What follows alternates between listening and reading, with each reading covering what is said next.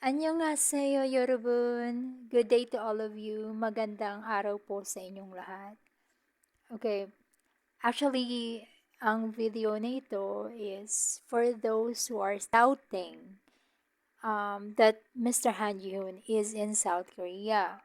For those people who still um, not believing that Mr. Han Ji-hoon hasn't left Gwangju, South Korea, and for those people who were manipulated by scammers and still believing that Mr. Han Ji-hoon is in another country, like in the UK, in the US, or somewhere else, right? Not in Gwangju, South Korea. Well, you will see on this video that I'm showing you the package or the gift that he is showing on his live broadcast. And this is a very I can say a very important event on my journey vlogging him. Why? Because this is one of the concrete proof, strong proof, or whatever term that can be used that will serve as a a basis of what I am telling you, that Mr. Han Ji-hoon is not in a different place. Because merong mga nakakausap ako, actually, kababayan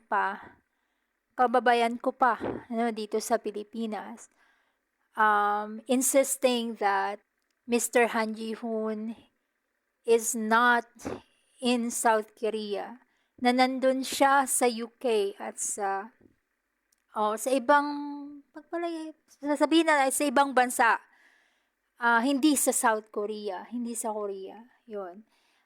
Whatever explanation I give, still, nandun sa isip niya na si Mr. Han Ji-hoon ay nasa ibang bansa. Ngayon, here is my proof. Okay, I'm so glad na ganun ang ginawa ni Mr. Han Ji-hoon. Talagang ipinakita niya that he's holding it physically. The physical gift, nandun siya, hinahawakan niya. And the package itself, inilagay niya sa story niya sa 3 platforms like Facebook, TikTok, and Instagram. So, sa 3 yon. And ito pa, my name is posted. Pinakita niya yung, hindi lang yung laman ng package, pero yung mismong pangalan at address ko nandun. And his address itself. So, anong ibig sabihin nun? The package arrived more than a month. Baka naman kasi sabihin, pinadala yan. Baka pinadala, 'di ba? From Korea, from dun sa address niya, pinadala kung saan, 'di ba? No, because the time frame from the Philippines going to doon sa location na yung pinadalhan ay tama lang doon sa time na ibinigay noong courier, kung gaano katagal ba bago makarating ito sa doon sa destination niya. So, hindi siya pwedeng ipinadala ulit. No, that's not possible. So, that is, kumaga parang nag-teleport na siguro kung ipinadala, di ba? Parang it's a magic kung ipinadala pa yun sa ibang lugar, sa ibang bansa. So, guys, wag na kayong mag-doubt kasi ito yung strong proof that Mr. Han Ji-hoon is in the place kung saan dun sa sinasabi niyang place. At kung meron kayo nakakausap na gumagamit ng picture ni Mr. Han Ji-hoon na nandito ako sa lugar na to, nandito ako sa ibang bansa, tapos sasabihin lang nung ano na, nung kausap niyo na, "Hindi, recording lang yan, wala, nandito talaga ako." Kumbaga parang, "Nandito ako, wag ka hindi hindi yan sa South Korea, yang live na yan ay nasa ibang bansa." No, because yung time na ipinakita yung gift na yun, yung hinahawakan niya physically, is the exact date kung kailan nag-arrive yung package. Bakit? Kasi yun yung time frame. Yun yung time frame na ibinigay nung courier kung kailan makakarating yung package. So it does mean the physical gift that he's holding is from the Philippines going to that location kung saan yung sinasabi niya na nasaan siya. Okay? So I hope that this will somehow clear your mind. I know to those people who uh, has been following me, I know somehow you already know who Mr. Han Ji-hoon is. But yeah, for those who are still not believing na nasa South Korea si Mr. Han Ji-hoon, well, this is one proof, strong proof, concrete proof. I don't know kung ano pa yung kailangan yung makita or ano pa yung pruweba na kailangan ipakita sa inyo para masabi sa inyo, para maniwala kayo na ang taong ito na si Mr. Han Ji-hoon at yung sa picture na nakikita ninyo ay nasa South Korea at wala sa ibang bansa. At yun nga, hindi pa siya, ang alam ko, hindi siya lumalabas ng ibang bansa. Yun. Nagta-travel siya. Bakit?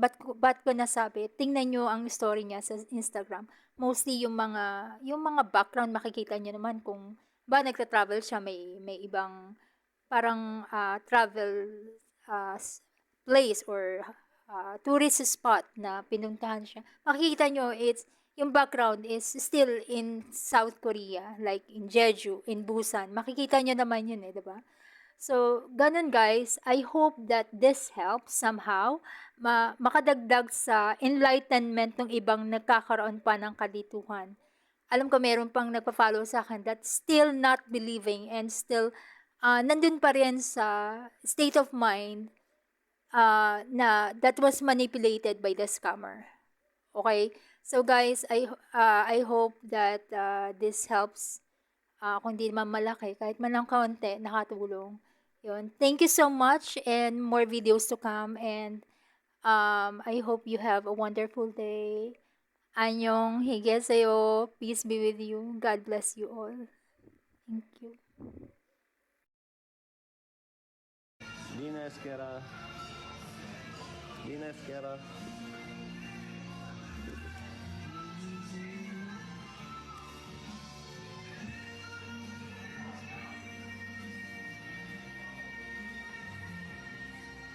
Lina Esquera. Thank you.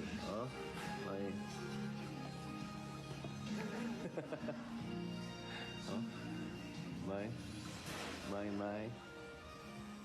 Thank you.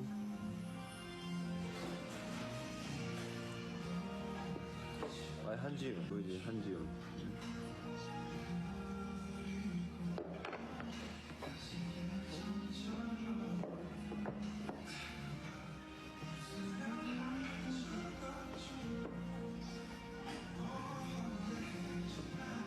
알지? Nina Esquera. Thank you.